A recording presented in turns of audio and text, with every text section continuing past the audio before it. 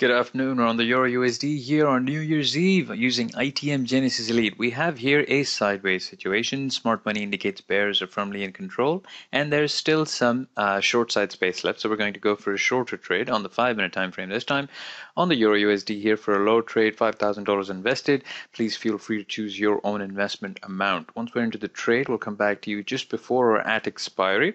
And given what charts say at that time, if there are more opportunities of this sort available at the time, we will take them.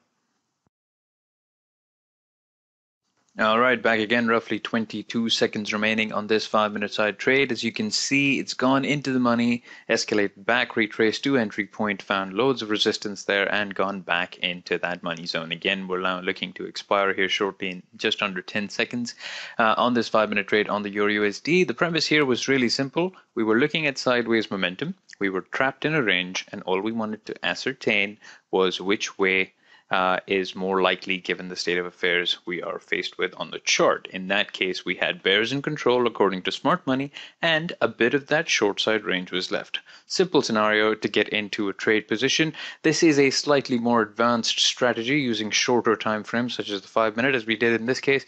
And once this has expired, which it has now for a $3,250 net return, let's go back to the chart and see if we have some movement left. We have about 35% of that range to the short side left, still with bears still in control, so we can sneak in another low trade here on the 5-minute time frame, again targeting the rest of that move down to the lower boundary, the lower analysis boundary. Once we're into the trade, once again, I'm going to zoom in on the chart here to show you a better view, and we'll come back to you just before or at expiry. All right, back again, roughly 12 seconds remaining this time. The trade has done exactly what it did in the first instance. We saw it go into the money, retrace to the entry point, find resistance over there, and get back into the money to complete that short side move. We have now expired, and the platform's just calculating expiry, which has netted us 3,250 again on this trade.